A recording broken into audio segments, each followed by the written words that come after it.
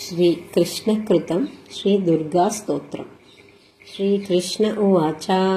त्वमेव सर्वजननी मूलप्रकृतिरीश्वरी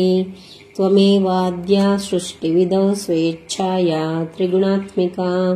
कार्यार्थे सगुणा त्वञ्च वस्तुतो निर्गुणा स्वयं परब्रह्मस्वरूपा त्वं सत्या नित्या सनातनी तेजः स्वरूपा परमा भक्तानुग्रहविग्रहा सर्वस्वरूपा सर्वेशा सर्वाधारा परात्परा सर्वबीजस्वरूपा च सर्वपूज्या निराश्रया सर्वज्ञा सर्वतो भद्रा सर्वमङ्गलमङ्गला सर्वबुद्धिस्वरूपा च सर्वशक्तिस्वरूपिणी सर्वज्ञानप्रदा देवी सर्वज्ञा सर्वभाविनी त्वं स्वाहा देवदाने च पितृदाने स्वदा स्वयं दक्षिणा सर्वदाने च सर्वशक्तिस्वरूपिणी निद्रा त्वं च दया त्वं च तृष्णा त्वं चात्मनः प्रिया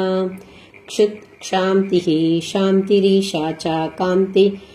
तुष्टिश्च शाश्वती श्रद्धा पुष्टिश्च तन्द्रा च लज्जा शोभा दया तथा सतां सम्पत्स्वरूपा श्रीर्विपत्तिरसतामिह प्रीतिरूपा पुण्यवतां पापिनां कलहाङ्कुरा शश्वत्कर्ममयी शक्तिः सर्वदा सर्वजीविनां देवेभ्यः स्वपदो धात्री धातुर्धात्री कृपामयी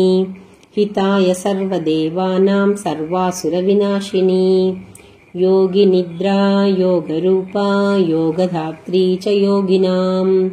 सिद्धिस्वरूपा सिद्धानां सिद्धिदा सिद्धयोगिनी माहेश्वरी च ब्रह्माणी विष्णुमाया च वैष्णवी भद्रदा भद्रकाली च सर्वलोकभयङ्करी ग्रामे ग्रामे ग्रामदेवी गृहादेवी गृहे गृहे सतां कीर्तिः प्रतिष्ठा च निन्दा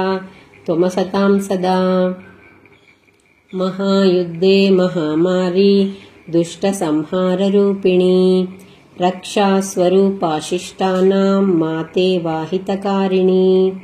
वन्द्या पूज्या स्तुता त्वञ्च ब्रह्मादीनां च सर्वदा ब्रह्मण्यरूपा विप्राणां तपस्या च तपस्विनां विद्या विद्यावतां त्वञ्च बुद्धिर्बुद्धिमतां सतां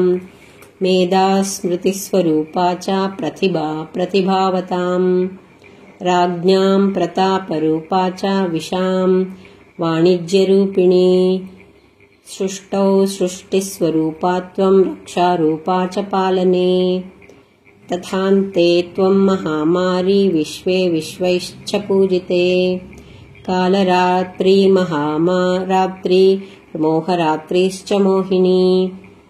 दुरत्यया मे माया त्वं यया सम्मोहितां जगत् यया मुग्धो हि विद्वांश्च मोक्षमार्गं न पश्यति इत्यात्मना कृतं स्तोत्रं दुर्गाया दुर्गनाशनं पूजाकाले पठेद्यो हि सिद्धिर्भवति वाञ्छिता इति श्रीकृष्णकृतं श्रीदुर्गास्तोत्रं सम्पूर्णम्।